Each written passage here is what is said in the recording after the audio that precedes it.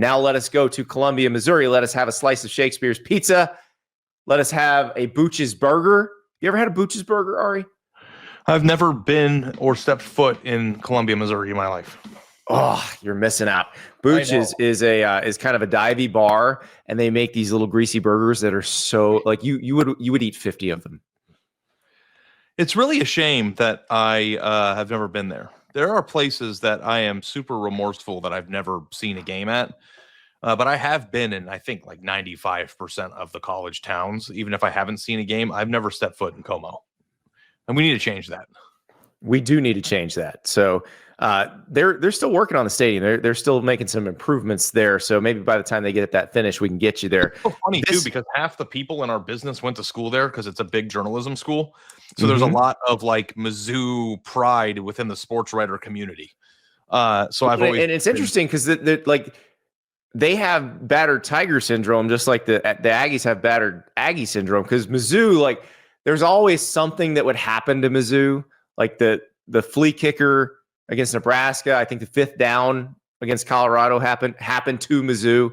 So like they've always had these things that happen to them. The most recent misfortune, of course, was losing Beau Pribula to an injury in the Vandy game. And this is their first game back since that game. So we're going to see Zoller starting for Missouri. This is obviously not the position they wanted to put him in, but he was a very highly rated prospect. I remember seeing him at our Elite Series event a couple springs ago, and watching him throw, and he's just messing around. We had a football out there, and everybody was throwing around. I was like, man, this guy throws rockets. So excited to see what he looks like as the starting quarterback. Matt Zollers, obviously this is not the position they wanted to put him in as a true freshman, but I do think he has the talent to win games for them. But this is obviously not the defense you want to see in your first start. Interestingly, though, great picture so last year, River just chose too. Holy facial expression on that guy, huh? Exactly. Look at that. It's terrifying. So last year, this game had some weird quarterback dynamics too, because it was one of those where Marcel Reed had been playing for the Aggies because Connor Wegman had been hurt, and Wegman got healthy, and they put him in to play against Missouri to start the game, and it was a bit of a surprise, and it looked like Missouri had prepared for a completely different offense, which it had. It had prepared for the one that we're running with Marcel Reed, and Missouri got shocked by that, and A&M controlled the game the entire time, and then didn't switch back to Marcel Reed until the second half of the LSU game. Now, this is just the Texas A&M offense. You don't really need to surprise anyone with this offense. It's scary enough as it is. So let's go back to the spot versus game. Yep. Because I don't think that there's any debate that we believe that A&M is a better team this year. Right, but they're a 7-point favorite on the road against a good team. So let's just talk about college football for a second. Mm-hmm. How many teams, and I'm going to join the SEC thing for a talking point for a second. Let's just say that the SEC's gauntlet is, in fact, much more difficult than every other conference, and that the lower tier teams in the conference are still a hell of a lot more talented than lower tier conferences or players and teams in the other conferences. How many times do you think, if you had to guess over the course of the next 25 years with the information that you have now, that a team will finish unbeaten in SEC play going into the conference championship game? It will be very infrequent. Ari, before we pick the Missouri-Texas A&M game, let's talk a little bit about Roback. That's right, I'm wearing Roback right now. Love the hoodies, the polos, the Q-zips, the performance long sleeves. Look, there's Marcel Reed, a Roback athlete, in the Texas A&M branded Hezzy hoodie. Oh, that is a beautiful thing. If you want your school's gear in Roback version, go to roback.com, RHOBACK.com.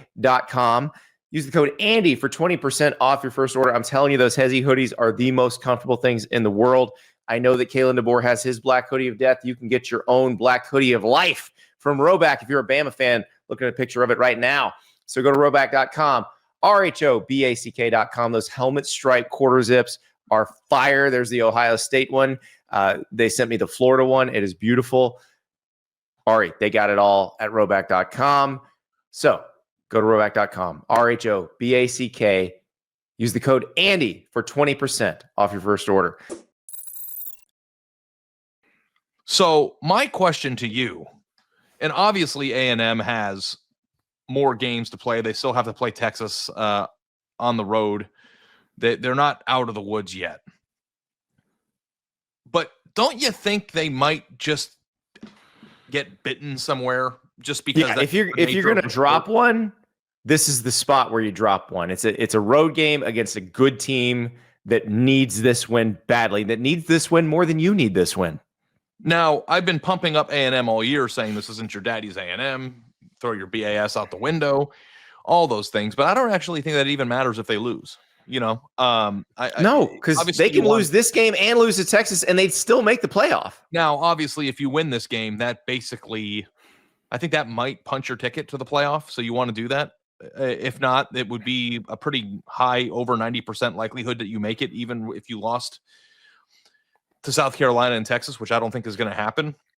I'm going to take the points here just because I think that 7's a lot for the spot that they're in. They might end up winning by 5, 6, or whatever. They might even win by more than 7. I've been wrong constantly, but I think that this is a lot of points considering the spot that they're in, especially considering the fact that, Missouri is a tough place to play and they still feel. I can definitely see this being a very close one possession game that turns on a turnover. I can see it. But I also have been listening to a very intelligent person named Ari Wasserman all season long who tells me that these aren't my daddy's Aggies. Yeah. And they're coming off an open week. So both of them are. The whole grind of the SEC schedule thing that we were talking about with the Aggies, it doesn't really apply when you're coming off an open week. So okay. I don't think that's what gets them. I think if they lose is because of what I said earlier. They're on the road against a really good team that needs to win more than Texas A&M needs to win. But I also think this is a very different Texas A&M team.